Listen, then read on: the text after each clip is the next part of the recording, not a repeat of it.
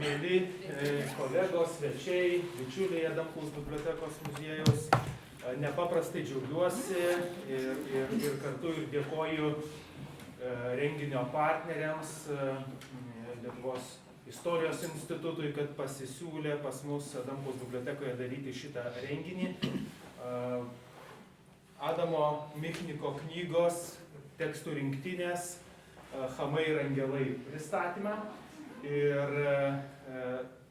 pats kaip skaitytojas labai džiaugiuosi, kad galų gale galėsiu skaityti Michniko tekstus, nes lenkiškai neslivizavoju. Ir man atrodo, tai yra didelė tokia intelektualinė šventė.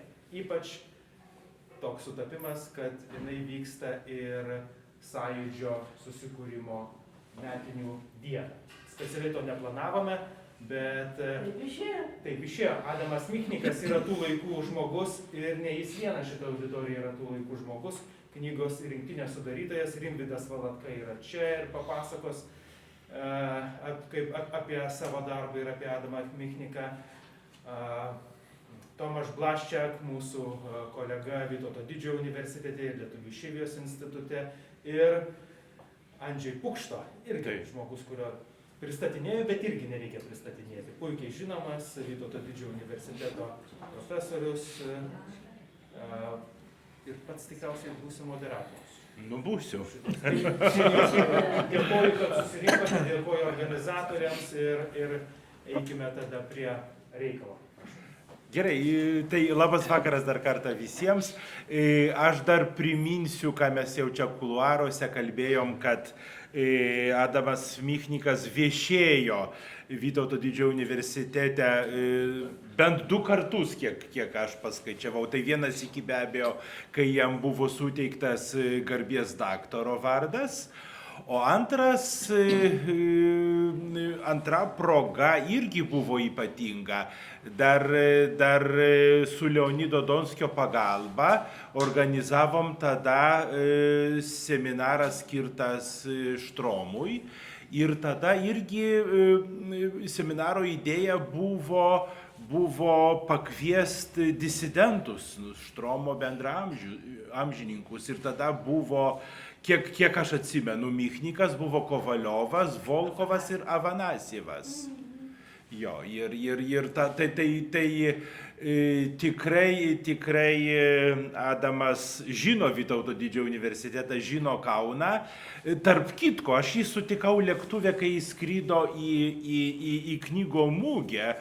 Ir pirmas klausimas jo, kad ar tebedirbu Vytauto Didžiojo universitete ir kaip laikosi universitetas, viskas puikiai iki detalių, jis puikiai turi atmintį ir viską puikiai atsimena.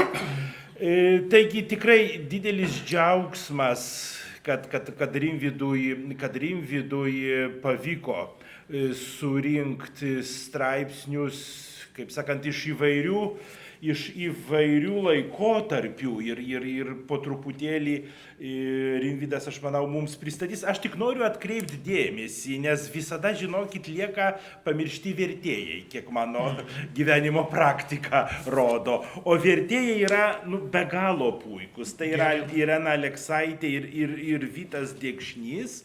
Kad labai ilgai apie juos nepasakot, pasakysiu, kad ir Irena, ir Vytas yra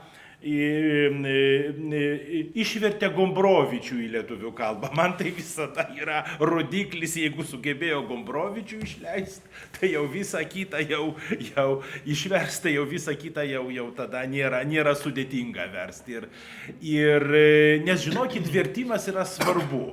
Man teko irgi skaityti, gali būti genialiausi autoriai, bet jeigu nesuredaguotas tekstas neeina tada skaityti.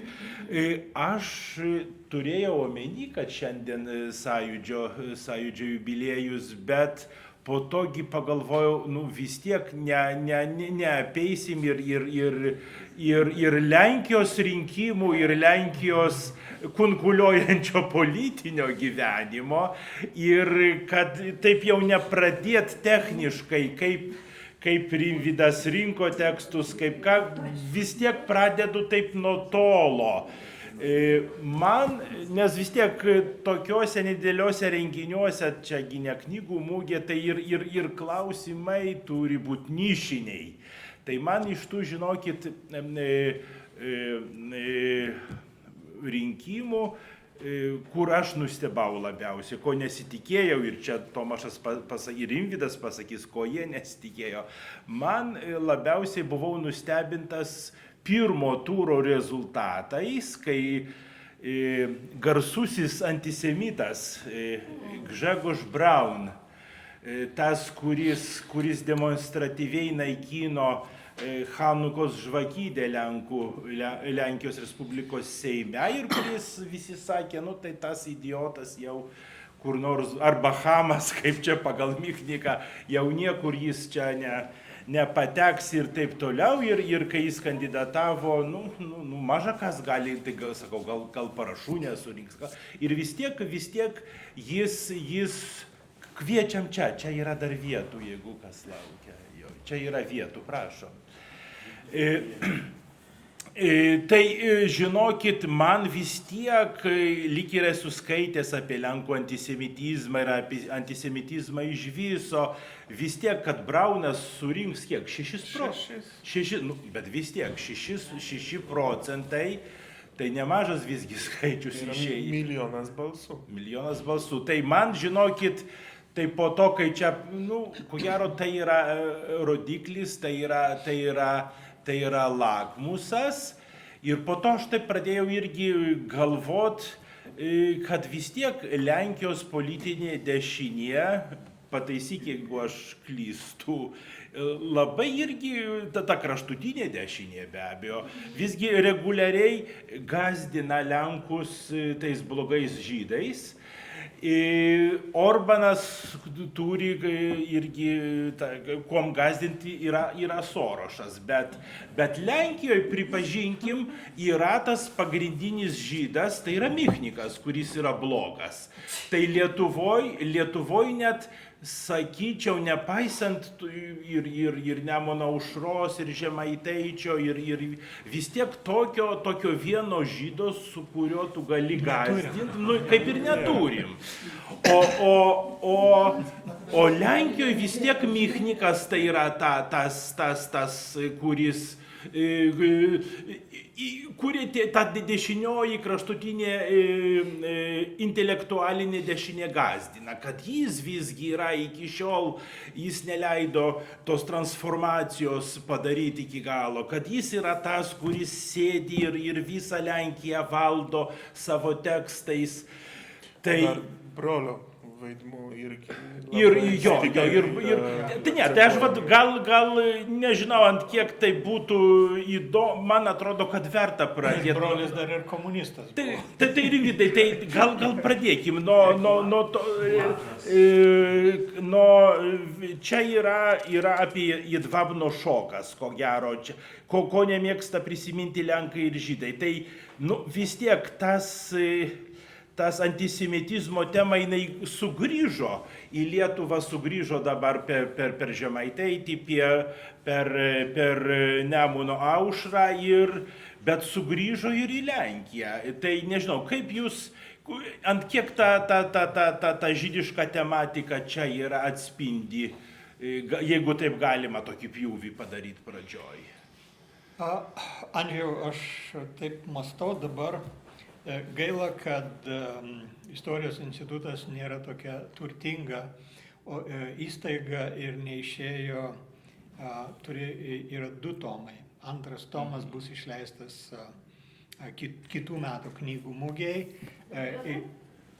Taip, ta prasme, sudarytas mano yra iš karto ir sudaryta yra kaip, aš kaip studentam pasakoju, kas yra geras tekstas. Geras tekstas yra tas, kuris yra parašytas žiedo principu. Tai tu pradedi šitam taške, brėži tokį apskritimą, kad kaip velnias uždarytum skaitytojus į uždarą ratą, iš kurio jie nepabėgtų, ir užbaigė tam pačiam taške, kur pradėjai. Tai kai bus abu tomai, bus galima uždaryti jūs čia į tą ratą, kol kas yra pusmėnulis toks, ar ne? Netidarytas, bet jeigu mes jau turėtume abu tomus, tai aš, kokį čia veiksmažodį parinkti, šiurpau, koks Michnikas yra platus ir gilus. Nėra mūsų laikmečio, ką ten mūsų laikmečio, ir mūsų istorijos bendros, Žečpospolitos, ypač Sausio sukilimas, 1831 metų sukilimas, Kosciuškos sukilimas, nėra temų, kurios nebūtų svarbios lietuviui arba lietuvių intelektualai, kurių Michnikas nebūtų vienam ar kitam tekste arba knygose nebūtų apriepęs. Tai antisemitizmas yra viena iš temų. Aš tik gal norėčiau ginčytis, kad sugrįžo. Antisemitizmas niekur nebuvo išėjęs. Jis buvo su mumis nuo pat kurių ten 71 ar 3 metų sukilimo Jeruzalės, kai žydai buvo išvaryti. Ir yra tik kartais visuomeniai matyt, išlenda kitos problemos, truputį užtemdo, bet tuoj pat atsiranda koks nors vyrukas, kaip ten, Braunas ar ne, kuris, niekas nejoja ant antisemitizmo arkliuko, tai aš žinau, kad įroju ant šito nujosiu, arba Žemaitaitis, aišku, jis yra, pigus copy-pastas, ir negalima gal net lyginti, nors mums nuo to nėra mažiau bjauru. Tai yra šita tema, yra sukilimų tema, yra Lenkų literatūros temos, ar ne? Tai tie, kurie skaitė arba skaitysit, aišku, aš pasielgiau bjauriai, nesuprasdamas, kad jūs pagirėt vertėjus, aš irgi noriu pagirti, man atrodo, abu jie yra buvę metų geriausi vertėjai. Jo, absoliučiai. Ir suprasdamas, ką reiškia versti, aš sąmoningai atidėjau tuos tekstus, kuriuose Michnikas cituoja Herbertą, Adamą Mickevičių, Broževičių ir žinoma, man atrodo, jis visus Lenkų poetus moka atmintinai, ar ne? Nes supratau, kad tada... Nekalbant apie Milošą, su kuriuo jis draugavo. Supratau, kad tada vertėjai turės samdyti dar kitus vertėjus, kurie verstų poeziją, nes ne viskas yra išversta, arba ne viskas yra išversta, turbūt kaip Adamas Mickevičius turbūt reikalauja naujo vertimo, ar net ir vėlinės, ir kiti dalykai jau yra pasenę. Tai kiek jis nėra sričių, kuris neišmanytų. Ir nėra sričių, į kurias jis eitų, kaip čia pasakyti, maždaug reikia parašyti tekstą. Michnikui nėra reikia parašyti. Reikia parašyti tokį tekstą, kad jis sukrėstų Lenkiją. Ir ne tik Lenkiją, kad jis sukrėstų pasaulį. Tai čia yra Michnikas tekstų autorius, knygų autorius, ar ne, pavyzdžiui, jo ta jaunystės knyga apie bažnyčią ir kairę, Levicą į Koščių. Tai kaip kairieji turi žiūrėti bažnyčią? Kairieji tai iš esmės, kairieji, kurie kyla, buvę komunistai, kai Michnikas buvo tipiškas jaunas kairysis, ne komunistas, bet kairysis, kovoja su režimu, su komunistiniu režimu ir bažnyčia laiko tą liniją ir sako, mes kairieji turime eiti kartu su bažnyčia. Ir aš pagalvojau, kad kaip gaila, kad šitas tekstas, šita knyga neišversta Lietuvoje maždaug 89-91 metais. Kiek mes būtume sutaupę savo galvos vietos, mąstymų būtų padėta, jau žmogus sugalvojo šitos dalykus.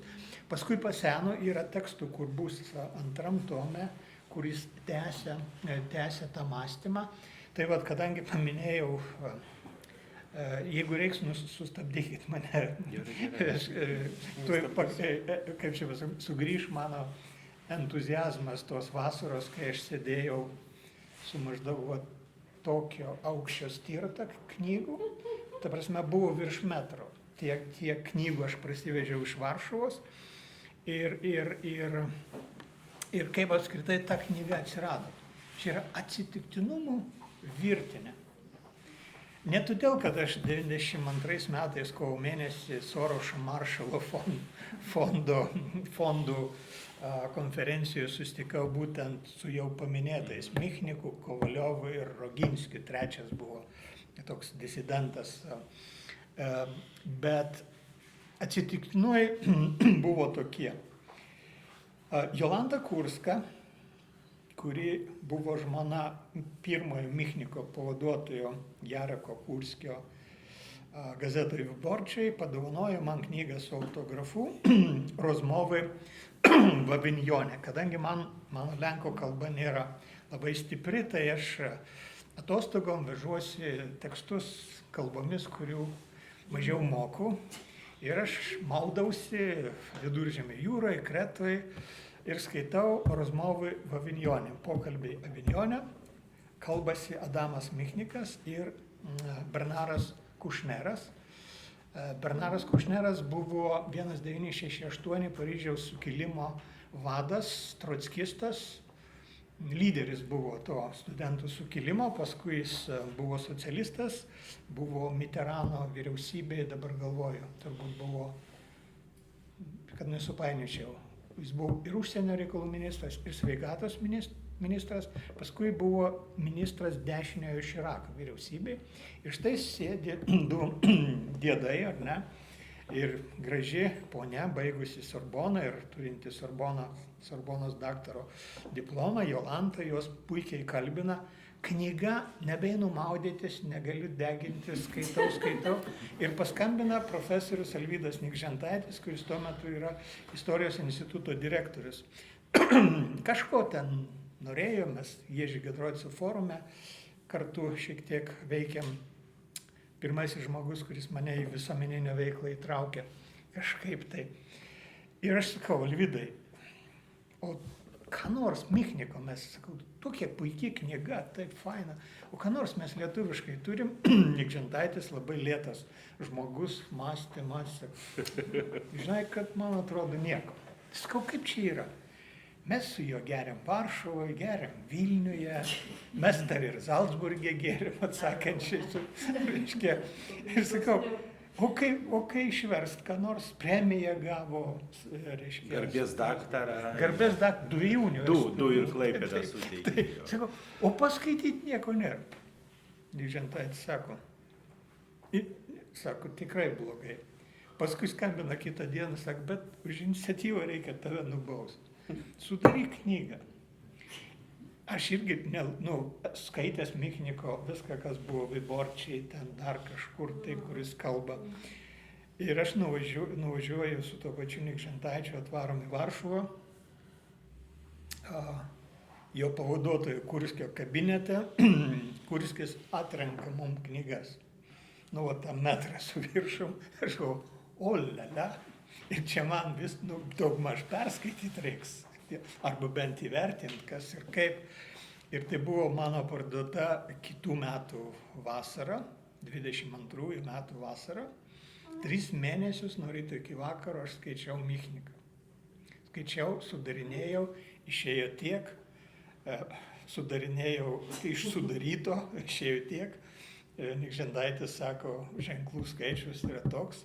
Dar tiek, ir galiausiai ten kažkas, tada ieškojom vertėjų, ieškojom pinigų ir va taip ta knyga atsirado ir, man atrodo, kas yra Michnikui lietuvių kalba? Jo, bet aš vis tiek dar norėčiau, kad mūsų pokalbis pakryptų, nes žiūriu, yra daug jaunų žmonių, nebūtinai, ko gero, visi žino, kas Michnikas.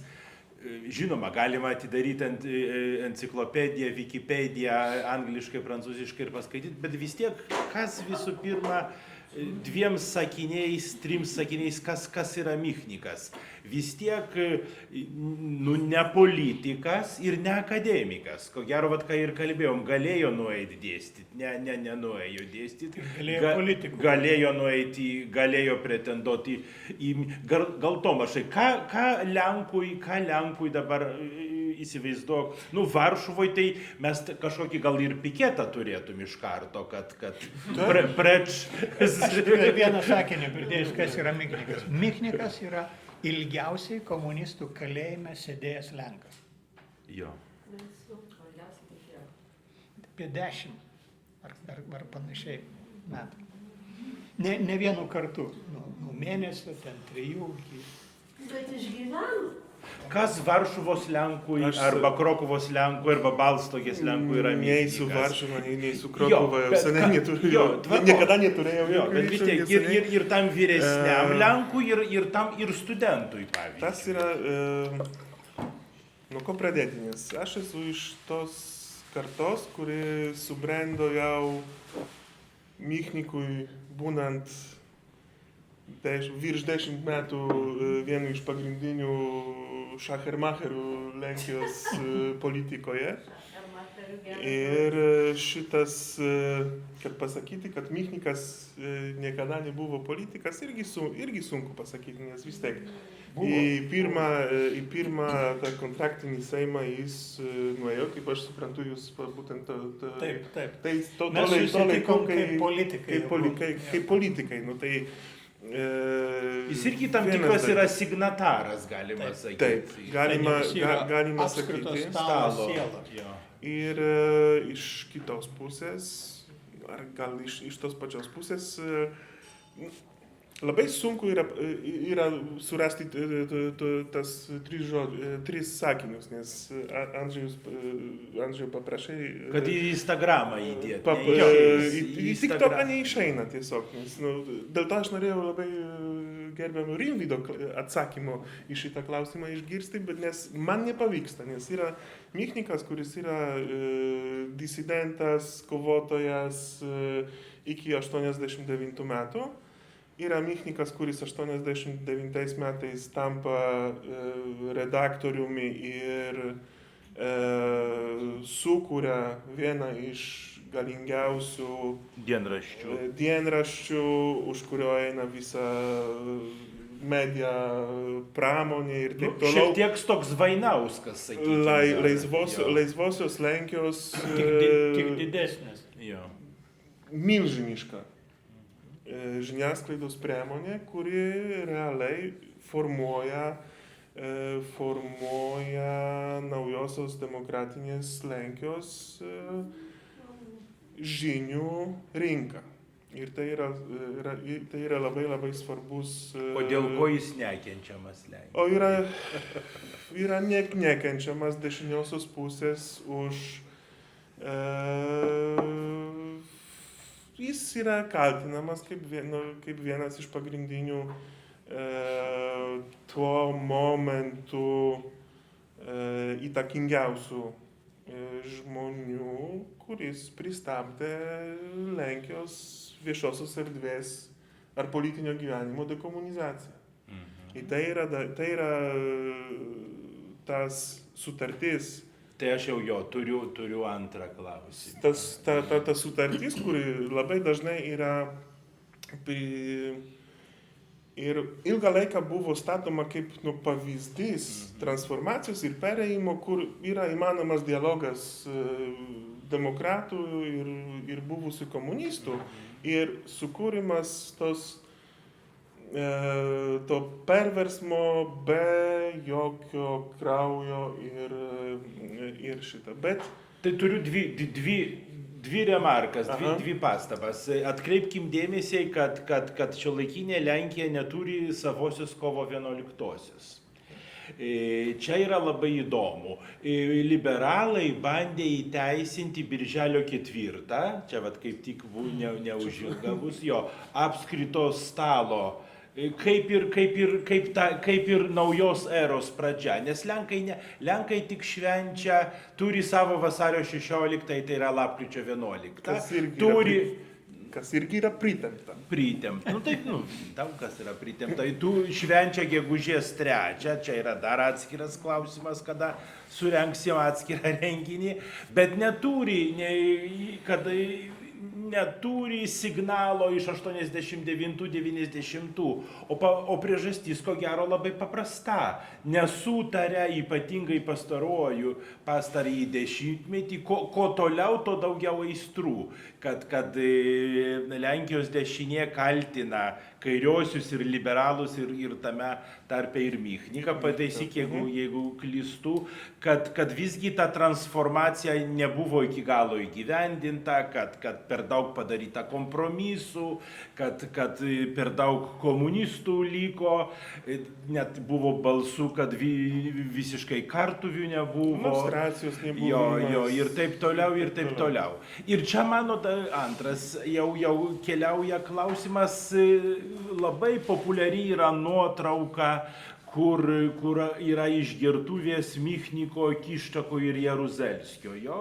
Ir pagrindinis visgi priekaištas Michnikui, kaip tu, kuris atsėdėjai komunistiniam kalėjime tiek daug metų, atleidai tiems komunistams. Tu esi visiškai nesuprantamas. Taigi čia dar vienas paradoksas, kad katalikai kaltina Michniką pernelyg dideliu katalikišku. Kaip galima atleisti?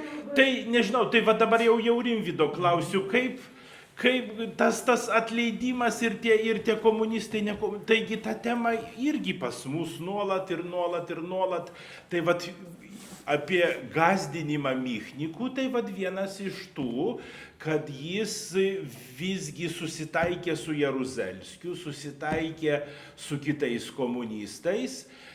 Pas mus irgi, pavyzdžiui, jeigu šiek tiek pradedi gerai kalbėti apie Brazauską, tai jau irgi gali būti apkaltintas negerais dalykais.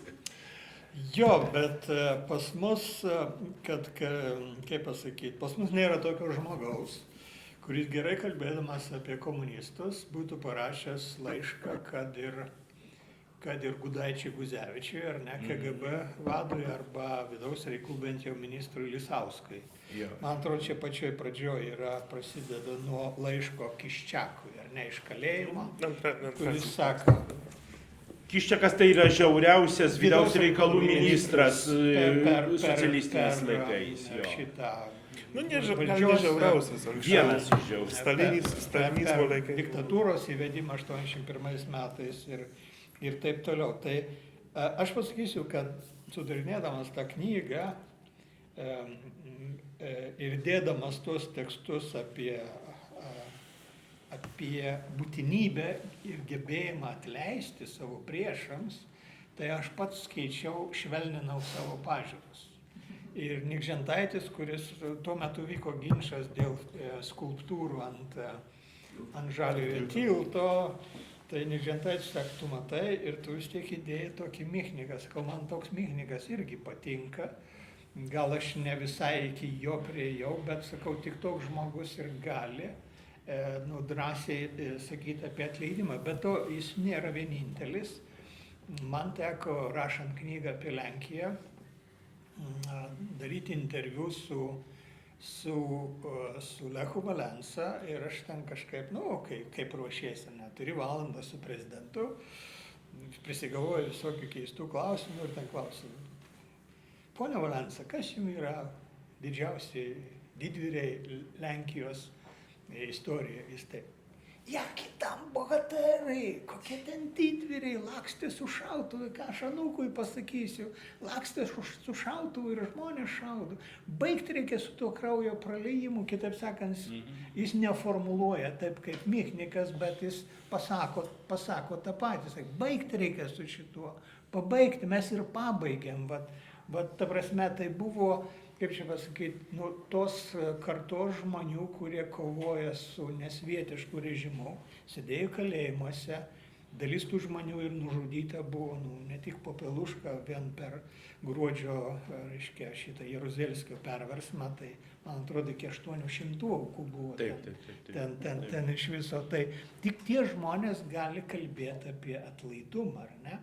Ir dabar aš grįžtu prie to, kas man yra Michnikas, Aš turbūt irgi esu perskaitęs tiek daug, turbūt antro net ir Lenkijoje gal tiek tokio žmogaus nerastų. Gali būti. Jo, tiek daug. Aš truputį koregavau Michniko vaizdinį, kurį turėjau. Man iki tol jis buvo redaktorius, istorikas, rašytojas. Nu, negali sakyti, kaip jūs sakėt, akademikų nepavadinsi, politikų nepavadinsi, bet man jis yra mąstytojas, turbūt reiktų remarką pridėti, mąstytojas redaktorius. Aš kažkaip su juo bendraudamas bandžiau mokytis to mąstytojo ir aš esu matęs, kaip jisai dirba, kaip jis dirba su autoriais, tai man irgi patiko ir mane mažai kas supranta, kai aš sakau, kad žurnalisto darbas tai čia yra nulis, o redaktoriaus darbas, kai tu turi 50-60 žmonių ir tu kuri, ta prasme, visokias simbiozės ten, mes dabar šitie darys tą, tu gali padaryti 50-60 kartų daugiau. Gazetoje dirbo 100 žmonių, dar daugiau galėjo padaryti. Tai jis yra mąstytojas, redaktorius, kuris šiaip jau apmąsto būti ir įvairiais pavidalais. Čia yra jo paties tekstai, jisai ima interviu iš didžiausių filosofų pasaulio, iš prezidentų, užsienio reikalų ministrų, iš Lotynų Amerikos, jau nekalbant apie Čekiją, Brazauską, Lukašenką, Putiną, Havelą ir taip toliau.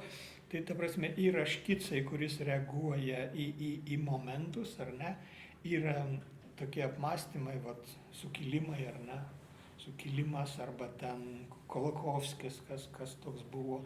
Reiškia, jeigu nori žinoti, kas, perskaitė, šitos ne, bet jeigu taip lenkišką visą jo kūrybą imtai, tai visas Lenkų figūras istorijos, ne, 19-20 amžiaus, jeigu taip nori susidaryti įspūdį, kas Lenkams, kokios figūros svarbiausios buvo, ar ne, svarbios, tai jis apie visas yra rašęs, apmąstęs, ką jos Lenkijai reiškia ir taip toliau. Tai man jis yra toks mąstytojas, redaktorius, toks keista būtybė, ar ne, universitetuose negaminama, šiaip irgi turbūt neatsiranda, turbūt, plus dar tai su tokia nerealia patirtim, jisai labai skaito nuo jaunystės velniškai daug.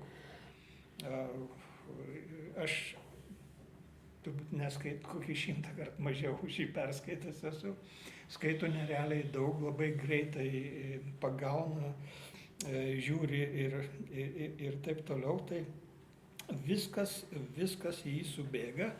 Ir, pavyzdžiui, man tas, tai, kad jo Lenkijoje nekenčia, tai man atrodo, pabaigsiu apie tą mąstytoją ir redaktorių. Mąstytojo ir netgi redaktoriaus prigimtis yra tokia, kad kaip ten Mamontovas dainavo, ir nieks nemylėjo manęs. Negalim, tokio žmogaus mąstytojo negalima mylėti, todėl kad jis mąsto taip, kaip jam atrodo, ar ne? Jis nepataikauja publikai. Jis prašauna. Ar Michnikas neprašauna? Prašauna be abejo. Ir ne vieną kartą prašau, ypač su tokiam greitom reakcijom. Tai pavyzdžiui, mes ten vis stebėdavomės bet Michnikas gali perlipti tą. Aš prisimenu, kaip yra toks Robert Kostro, man atrodo, dabar liberalai jį pašalina iš Nacionalinio muziejaus direktorių, puikus istorikas ir taip toliau. Ir pagal tradiciją Lietuvoje tai dar dešinieji su kairiaisiais kalbasi, Lenkijoje tai nelabai jie kalbasi, bet tarkim atvažiuojam Nikžentaitis, dar mes čia keli ir mes kažkaip susodinam, geriam kartu, lyg ir nieko, lyg ir nesimuša, kažkada Bogdanui Šlektai ir dešiniajam ir Michnikui mes jie iš Giedroico apdovanojimus davėm, tai Michnikas ten Nikžentaitį vos nesukumščiais puolė ir keiksmažodžiais, tu ką, tu čia mane pakvietė ir panašiai.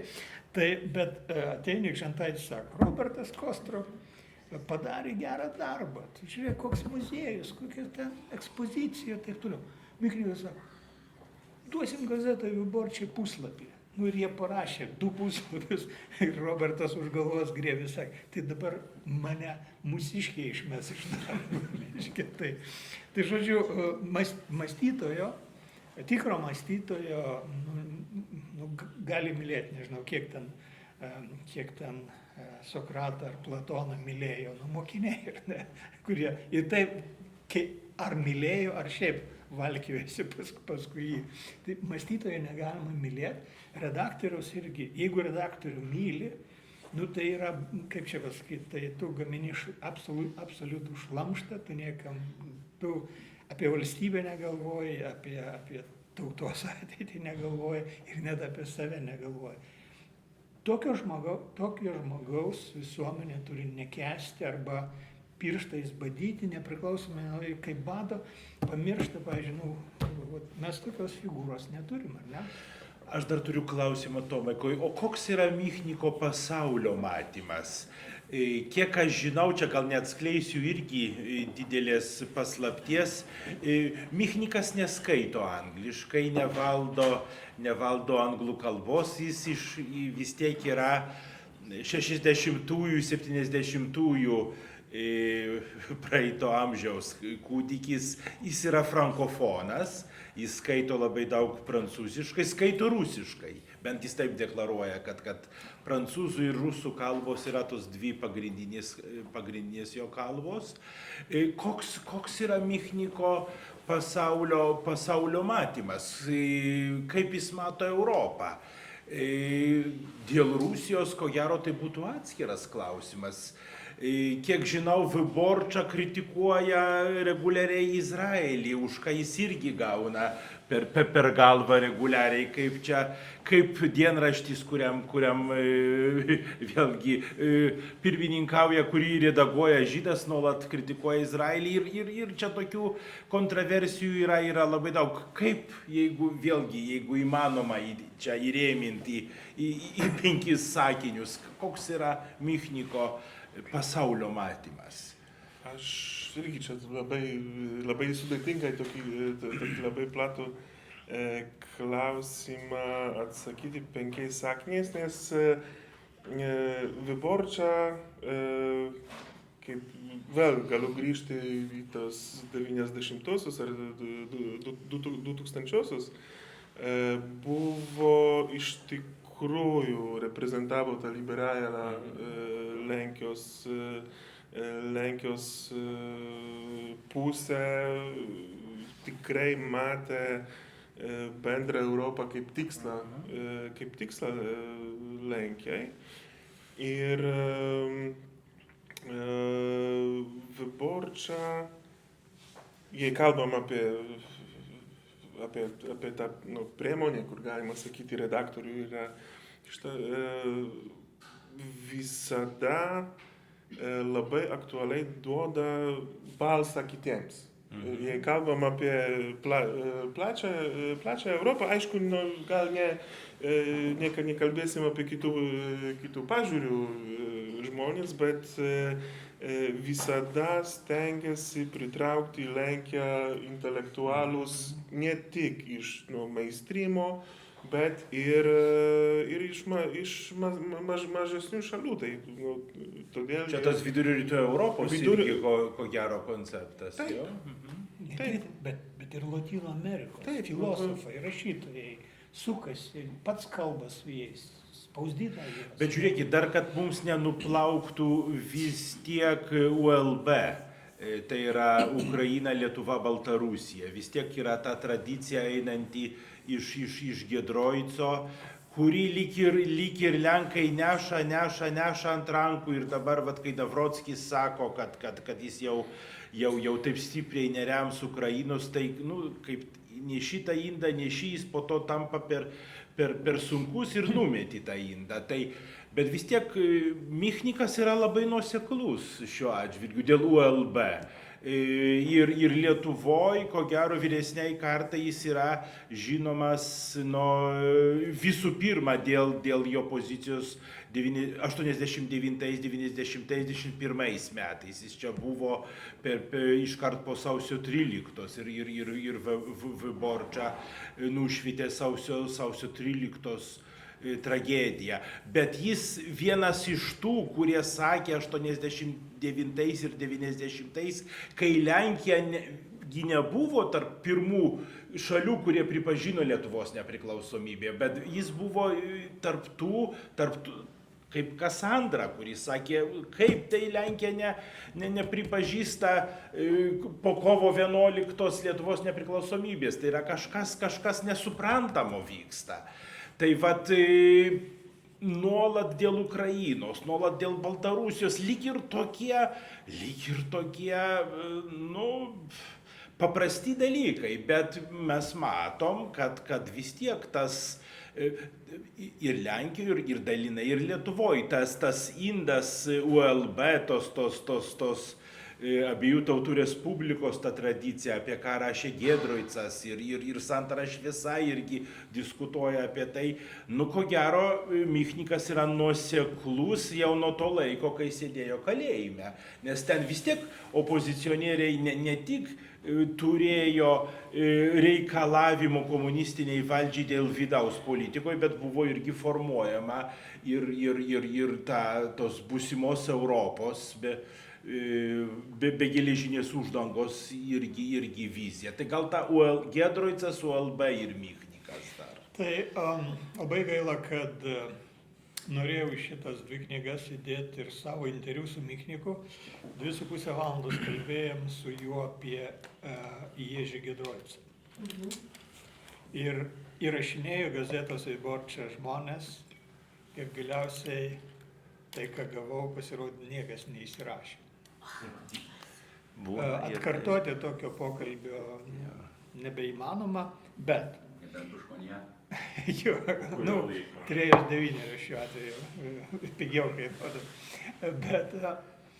Bet šiaip Michnikas yra giedroicininkas, 100%, kultūristas. 18 metų jis patenka į Maison Lafitte, ten, kur leidžiama kultūra. Giedroico laiškų knygoje ten yra, buvo atvykęs jaunas vyras Adamas Michnikas, labai protingas, bet per daug karštas, su tokiu charakteriu, tai ten bus jam blogai ir taip toliau. Ta prasme, jis patinka Giedroicui iš karto ir aišku, kad Michnikas, kaip ir ta karta, kuri paėmė tą liniją ULB, Ukraina, Lietuva, Baltarusija, yra laisvos valstybės, Lenkai į jas nesikiš, laikėsi ir man atrodo, kad tos linijos neįmanoma išmušti ir Naurockis jos neišmuš. Čia panašiai kaip ir Trumpas, ar ne, kažką darys, bet ar jis taip jau pakeis Ameriką, kažkaip tai man nesitikė. Kad tu išmuštum tokie, kaip čia pasakyti, suformuluota aiškiai linija, išmąstyta linija, kuri vykdoma 35 metus, ar ne, tai tu turi pateikti kažką panašaus. Kažkokia alternatyva. Ta prasme, tu turi irgi, ką norintai suformuluoti. Kažkokį modelį. Jo, bet šiaip tai tai yra, Michnikas yra giedroicininkas arba giedraitininkas, jis yra kultūristas, jisai kaip ta prasme, negali sakyti, kad jis augo su kultūra.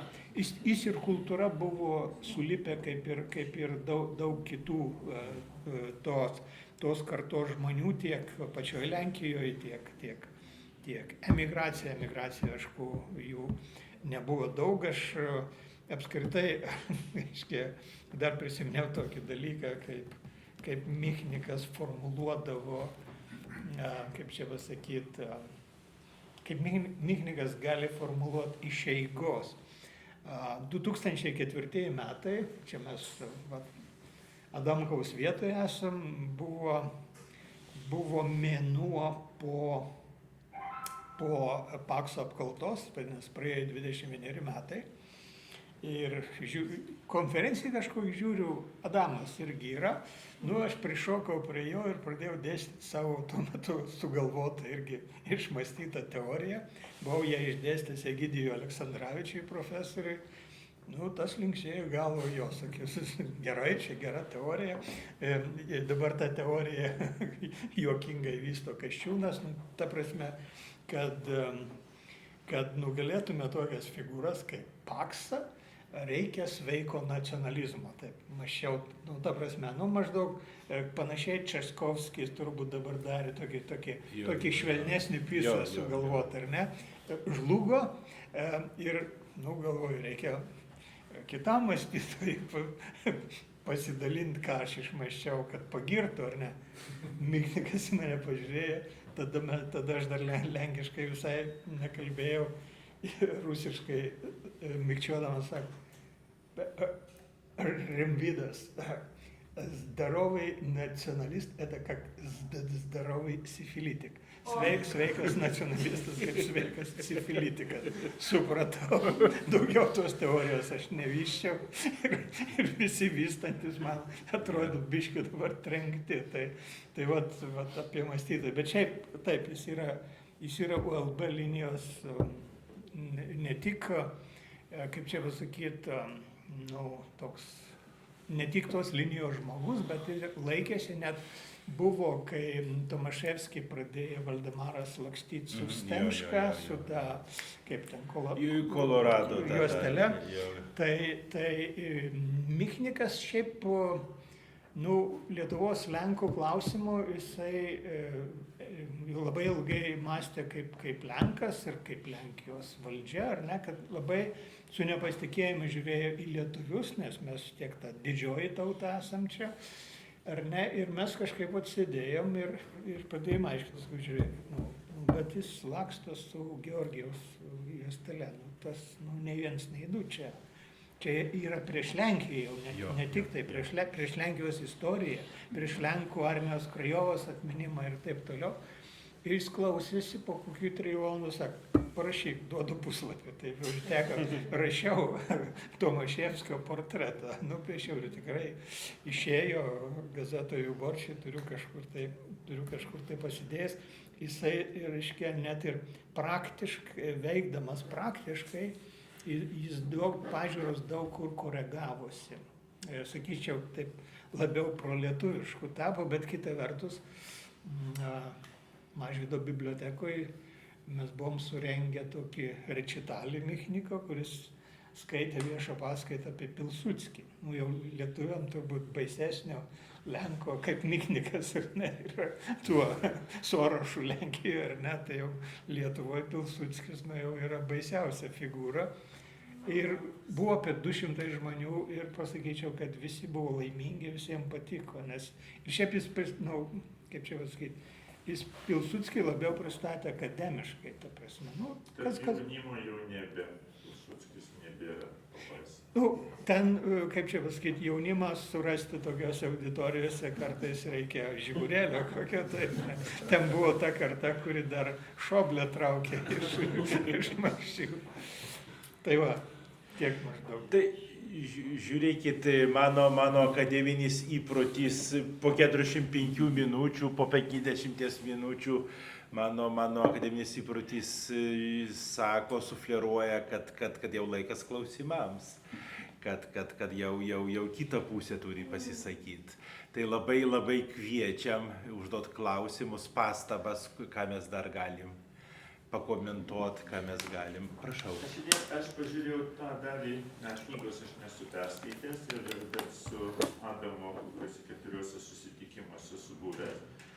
Asmeniškai tete su juo niekada nebendravau, bet, na taip, man jis čia ir atėjo, todėl kad jaučiu jam labai didelės simpatijas. Bet dabar pasižiūrėjau šitą dalį apie 1831 metų sukilimą. Greitai perverčiu, galėjau ką nors pražioplinti. Ir man pasirodė toks įdomus, štai jūs kalbate apie ULB ir aš iš jo paties Michniko daug kartų girdėjau čia geriausių visokių atsiliepimų ir neturiu jam priekaištų, bet šitame tekste aš pastebėjau LB nėra. Ir tada pasižiūrėjau dar keletą, bet irgi taip pat probėgšomis. Aš suprantu, man tai pasirodė, kad Lenkai gali tuos visokius sukilimus 1812 metais su Napoleonu, arba kur daugybė ir Lietuvoje gyvenusių didikų dalyvavo Napoleono pusėje ir 31 ir ten, kadangi daug čia turbūt tų sukilimų minima. Man pasirodė taip įdomu, kad Lenkijoje galima tuos įvykius pamatyti be ULB, tiesiog pakanka vien Lenkų žvilgsnio. Mes, aš neįsivaizduoju, kad mes taip galėtumėme čia rašyti be Lenkijos žvilgsnio, o taip pat ignoruoti, nematyti ir virti savo sultyse. Ar čia šitas Lenkijos savipakankamumas, kaip toks, sakykime, mikrocivilizacijos, yra tam tikra iliuzija, kad ar vis dėlto tai yra labai svarbus toksai jų mąstymo bruožas, kuris ir Michnikui būdingas? Labai geras klausimas. Kol kalbėjot, lyg ir pusę atsakymą buvau sugalvojęs. Paskui pradėjau galvot, kad reikia šiek tiek pradėti galvoti iš naujo. Dabar kaip tik skaitau, yra toks vengras turbūt, jis yra Martin Radi. Ir jis yra parašęs naują Vidurio Europos istoriją. Ir aš ją skaitau, kadangi kito diplomo kaip istorijos mokytojo neturiu. Tai man irgi kai kur rėžė akį, kuris rašo 14 amžiaus Rusijos carai. Nėra jokios Rusijos, yra Moskovija tik tai, arba ten rusai, nėra jokių rusų, yra moskovitai, ar ne? Tai ta prasme... Žodžio Rusija nėra. Jo, be Petro I dar negali kalbėti apie Rusiją. Jo, tai ir šiaip rimtas akademikas, tikrai gerai parašyta knyga, skaitosi kaip romanas. Ir ta prasme, ir aš toks, kaip šiandien, eilinis žmogelis, turintis, išlaikęs egzaminus turbūt. Tiek galima sakyti, tiek aš ten mokiausi, ne. Išlaikęs gerai egzaminus, aš matau, šičia. Tai beje, tą patį jausmą aš pajuntu, kai skaitau, kaip pramokau lenkiškai, tai dabar aš nuvažiavęs į Varšuvą, 3-4 valandas praleidžiu ten, Visad, man atrodo, yra knygynai, tai aš tuose knygynuose ten renkuosi, ką man skaityti. Ir aišku, mano tokios domėjimas sritis yra nuo Mindaugo iki paskutinio padalymo LDK istorija, natūraliai ir Lenkijos istorija. Aišku, kita yra 1938-53, reiškia, iš tų sričių, pažiūrėjau, skaitai apie Žygimantą Augustą, ar ne, monografiją kokią. Irgi yra tas pats jausmas, bet grįžtant prie Michniko, tai turbūt reiktų man padaryti tokią remarką, kad šitie tekstai yra parašyti labai anksti jo. Labai dar jauno. Ir įsivaizduokim, kad Michnikui gal tos Lietuvos net nebuvo, ne? Jauno žmogaus ir paskui jisai keičiasi, bet aš galvoju, ar apskritai net ir akademikai gali iš to išeiti. Vat kai skaitai, koks ten yra Frostas, ar ne, apie LDK parašęs knygą. Aš prisimenu, kai susipažinom vienoje konferencijoje, galvoju, koks čia Lenkas, kuris kalba tokią kalbą, kur aš visus žodžius suprantu ir viską suprantu. Pasirodo, škotas kalba lenkiškai, parašęs apie LDK tokį mišiolą. Beje, dar nepradėjau skaityti. Tai ta prasme, tokie žmonės, kur ateina kaip čia Kros, ar ne, iš kažkur kitur, iš Škotijos, arba koks nors Deivis, kuris parašė Božai Griško Lenkijos istoriją, Dievo žaisliukas. Ten jau tu gauni, taip, kur žmogus yra su tokiu dideliu susidomėjimu atėjęs į tą vieną tašką, tai pažiūrėjai, Deiviso knygoj LDK eina ir Lenkija paraleliai visą laiką, ta prasme, net kai apie grūdų eksportą rašo, va čia iš LDK per Gdanską ėjo grūdai, ar ne? Nerašo, kad čia Lenkija eksportavo grūdus, ar ne? Tai man atrodo, kad čia yra tiesiog, mūsų toks proto kalts tarp visų. Paaiškinsiu, kodėl, nes buvo klausimas Andžejaus užduotas pradžioje, tokia užuomina apie Vronskį, kad gal jisai, kaip ir Trumpas, žodžiu, praras truputį savo reputacijos ir pradės VLB matyti. Tai aš tuo abejoju, todėl kad lenkiškose tekstuose ne visada, bet yra tokie atvejai, kad galima pasaulį matyti visai neįrašant VLB. Niekaip. Tiesiog pavyzdys, jaunas Michnikas skaito, jis gyvena lenkiškoje kultūroje, jokių priekaištų čia jam, nes tu tiesiog yra tokia galimybė intelektualinė, subrandinta visos kultūros ir knygų, kad tu kokios nors Baltarusijos vietos gali iš viso nematyti, nes jų Ne, bet čia yra laikotarpis, tas tekstas atspindi laikotarpį, jis yra parašytas ten 80 metais, 150. Tas Navrockis trukdo mąstyti lygiai taip pat. Navrockis yra dešinysis Lenkijos dešinė, nekenčia Michniko ir labai... Nekenčia Milošo. Labai, o Milošo tai dar... Jie atsiminkit Milošą. Tai būtų gerai, kad jūs abudu visą palikimą išvarytų į Lietuvą.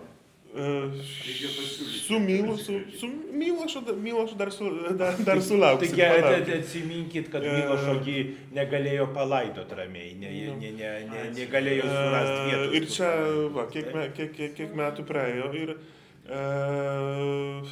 dabar čia 100 klausimų vienoje vietoje. Šitas tekstas tiesiog atspindi tuo metu lenkišką metanaratyvą, kuris tokiuose dalykuose kaip sukilimai, jie visada yra lenkiškai narodovo vyzvolenčiai. Čia mes kalbam tik apie Lenkus. Lietuvoje atsiranda ten ir socialinis klausimas ir taip toliau, bet Lenkijoje būtent tautos klausimas yra... Bet opozicijoje atsirado tas, net taip tam pogrindyje, jie kažkur 80...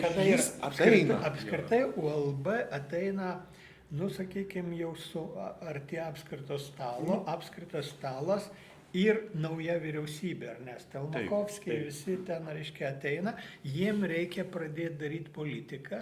Ir jie suformuluota yra Giedroico, jie tą pasiima ir tai yra programa veikti, nebe programa mąstyti kaip nors ten ar permąstyti, programa veikti ir iš esmės, kaip čia pasakyti, kartais būna ar ne, būna daug raštų prirašoma, daug mąstoma, bet nėra jokio veiksmo, ar ne?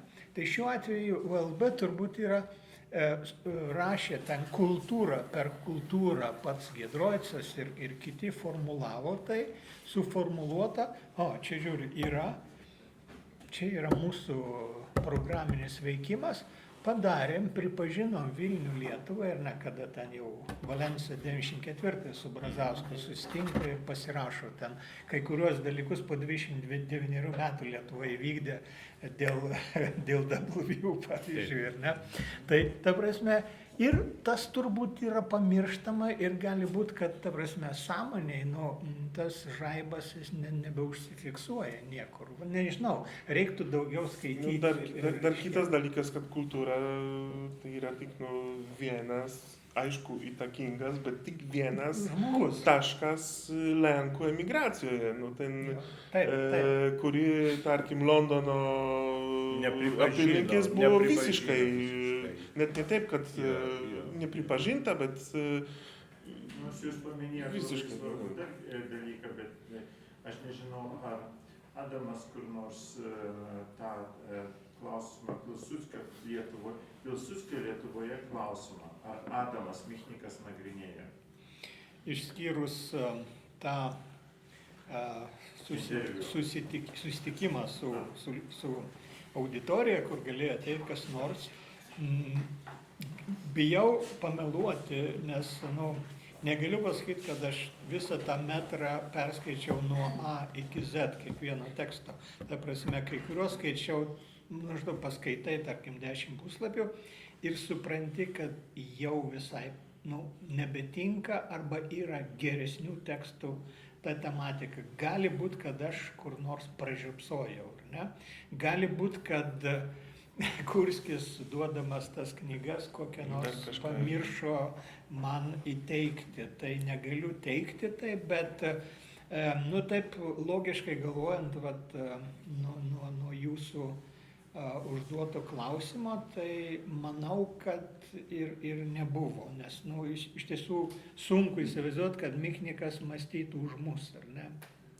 Nes kai su lenkų istorikais susitinki ir jeigu tas lietuviškas kvailumas pasirodo iš karto, kai pradedama svarstyti apie Pilsudskio klausimus. Tai iš karto matosi toksai siauras etno matymas, nematymas. Jo, bet Lenkams iš tikrųjų ir šiuolaikinė istoriografija, ir žurnalistikai, ir publicistikai, ko gero LB yra vienas iš kertinių klausimų. Tas išeina pastarųjų metų be abejo dėl Ukrainos, nuo labai didelio entuziazmo iki neapykantos, atsiprašykit už Volynę ir tada pradėsim kalbėtis, bet kita vertus tikrai yra visgi tūkstančiai Lenkų ir nekalbu apie vyriausybinės institucijas.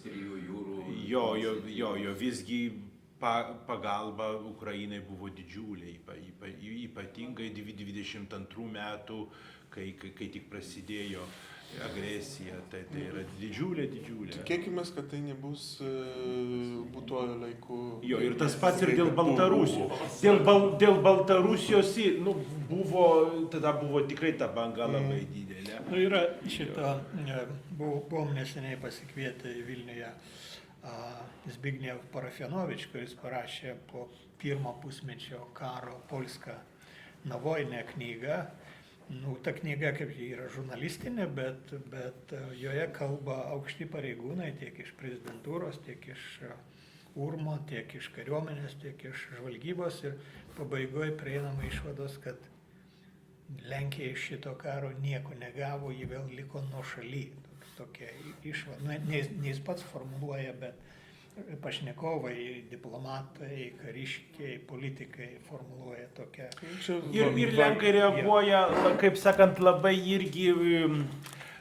reaguoja emocingai. Ten vienas sykį, gal net Lietuvoje tas nebuvo pastebėtas, kažkur Zelenskis prieš metus yra pasakęs, kad mūsų pagrindinis partneris, mūsų pagrindinis pagalbininkas yra Vokietija. O jei kas atsitiko tada? Jo, to knygoje irgi prašyti, šaumenui Zelenskiui Andžejaus Dudos nebereikia. Jo, kaip jis galėjo, jis ten iš konteksto net ištrauktas, kaip jis galėjo pasakyti, kad mes esam pagrindiniai tie pagalbininkai, mes esam tie broliai. O kaip jis gerą žodį apie Šolcą pasakė. Nežinau, laukiam daugiau klausimų ir replikų, ir pastabų, ką mes dar nepasakėm. Aš tada turėsiu klausimą, jeigu nieks ne. Nes Andžejus pačioj pradžioj paminėjo porą vertėjų, bet čia nurodyti 4. Tai nežinau, kodėl užmiršot dar Vaivą Grigaitę, Vydą Burkūną. Kaip iš tos knygų rengėjų virtuvės klausimas, kaip suprantu, jūs atrinkot tekstus, o kaip atrinkot vertėjus, ar kaip vertėjai atrinko tekstus? Jo, kaip šitą sakyti, atrenku tekstus, darau tokią santrauką, bet jau matydamas, ta prasme, pavadinimas, įvadas, ten tekstai, taip toliau. Tada Istorijos institutas, toks kabinetas, nežinau kaip jūs ten vadinat, pasitarimų kambarys, ar ne? Švedas, dabartinis direktorius Aurimas Švedas, tuometis Alvydas Mikžentaitis. Reikia vertėjų. Ieškom vertėjų. Iš viso 8 vertėjai per abu tomus bus. Ir ką? Tada ateina Vytas Dekšnys, kuris renka jis renka vertėjus šiaip jau.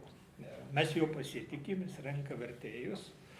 Nu ir tada jau Istorijos institutas su vertėjais sudarinėja sutartis, laikus, truputį laikai, man regis, nusikėlė, nes visi tie vertėjai verčia gerus autorius, beje, dabar lenkų literatūros, yra turbūt Tokarčiuk, turbūt visa išversta yra, ne?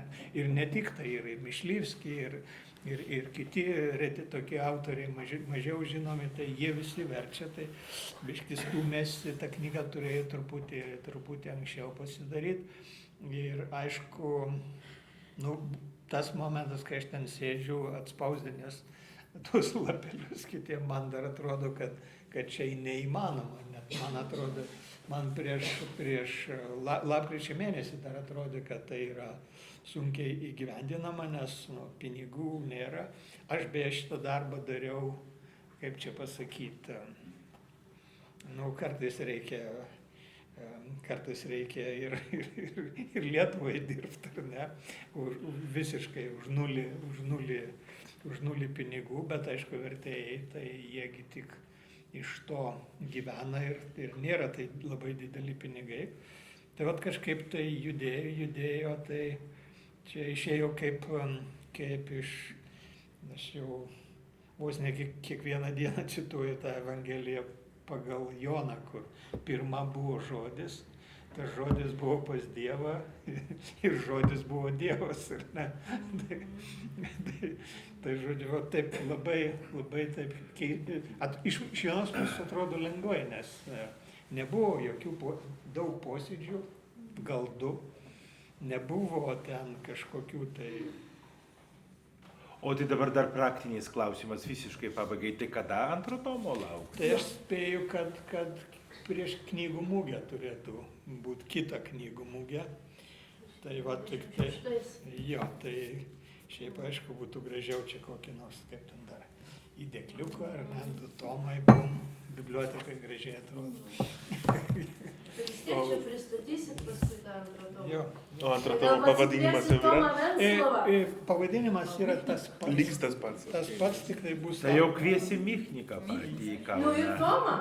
Ir Ir Tomą, Tomą, jis jo, ir tai- Michniką Be abejo, pažįsta, be visur. Tai turbūt tą entuziastingą gaidelę mes ir tada ir baigsim. Visiems dėkojam už dalyvavimą. Dar turbūt bus laiko ir pabendrauti ir su Rimvydu ir nupirkti knygą. Ir gal kažkas dar turi tet kažkokių klausimų. Tai ačiū visiems. Skaitykim knygą ir iki kitų susitikimų ir laukiam, kadangi yra leidyklos atstovas, laukiam antro tomo. Laukiam antro tomo, aš labai dėkingas.